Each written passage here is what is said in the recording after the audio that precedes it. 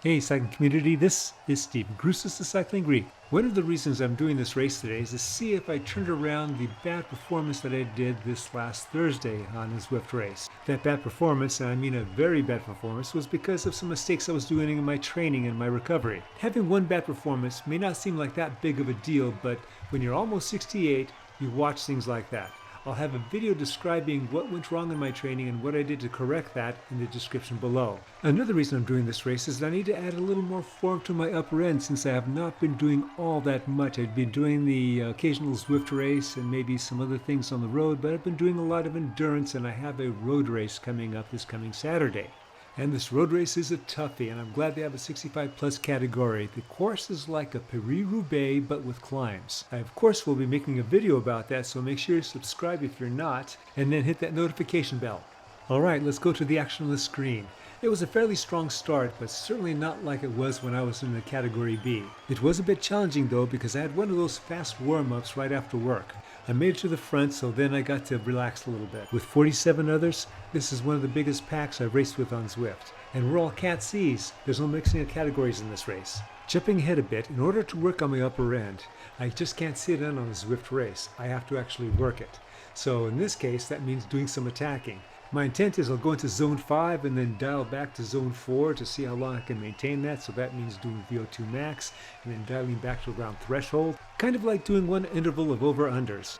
I do more consecutive intervals if I could of that, but I'm just not that strong in the category Cs. I'm looking at the map insert in the upper right hand corner, see where everyone is, and I'm also looking at the data at the bottom to see how far in back of me that they are. What I don't want to have happen is everybody catch me and then blow by me and then I'm off the back. You'll notice now that I've been caught, I'm keeping my power up because everyone is still coming with power, and here they come. They're going to come by, they're starting to go past me, and as long as I keep my power up, I can settle in, and then I can let my power drop as I'm on somebody's wheel. All right, I dropped my power and I'm still connected with the group. That effort took about 3.5 minutes. I jumped ahead about 3 minutes. There's been no other action, and I figured now's a good time for another attack, so I positioned myself toward the back of the pack.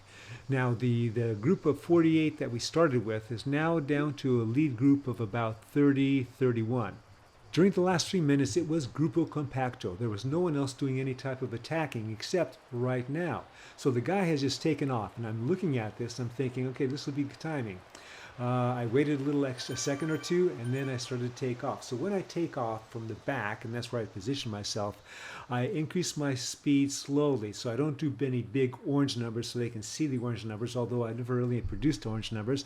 And I'm hoping when I go by that this guy comes with me, but you know, not in this case. So I'm doing my workout. My FTP is about 270 watts, so if I want to go into zone 5, I got to do at least 300 watts. Again, I was watching the map, everyone is spread out, they caught me pretty quick, so this effort took about 1 minute. Unlike last time, I dialed the speed back pretty quickly. I still kept it in the 3s, 3 watts per kilogram, but I was hoping that some other people would come and fill in, and then I can get on their wheels. I'm thinking I was starting to feel a little tired. So it would have been great if I had the legs, and of course I have old guy legs, was to have jumped and gone with those front 3 or 4 and see if we can have established a break. But now that I'm looking at the rest of the pack, they seem pretty motivated to not let us go or not let anything happen. So I did what I did, and I'm still with everyone. One thing I'm noticing is that people are still having conversations, even autocorrecting what they've previously typed. I'm thinking I'm in trouble. Jumping ahead another 7 minutes, there's been no other action. I've had enough rest, and I'm thinking that I'm kind of familiar with this course. I think I'm familiar with it.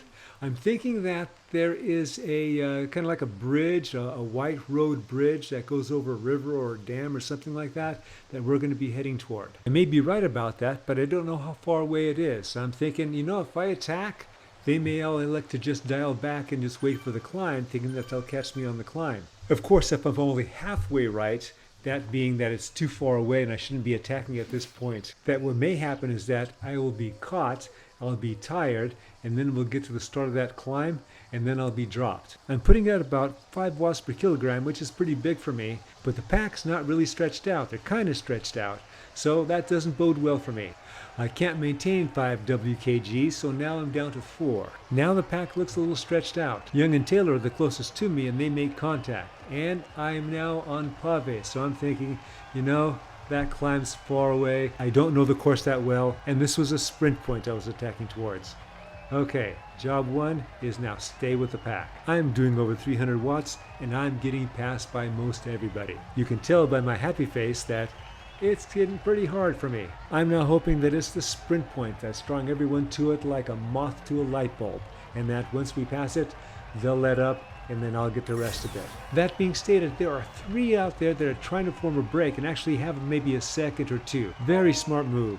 Kind of like keeping the pressure on after you go for a preem mid-crit. After a little more than a minute of chasing than hanging on before things slowed a bit, I'm just riding wheels and I'm pretty tired because I turned on my drafting boost. We are almost halfway done with this 15-mile race.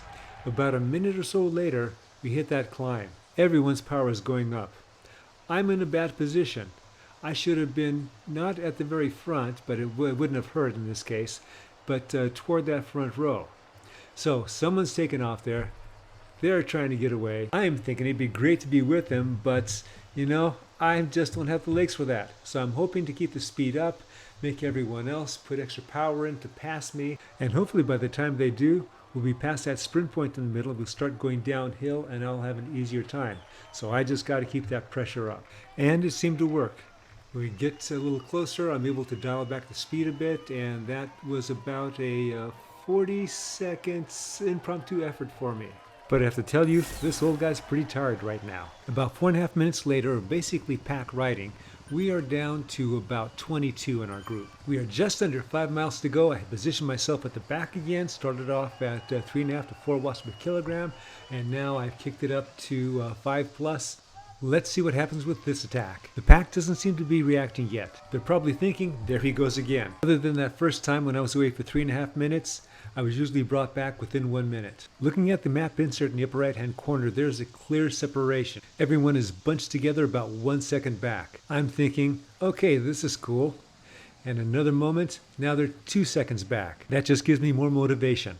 They are still bunched together and not stretched out. Of course, if I had younger legs, the 4.6 miles to go would not seem that daunting, but that's not the case.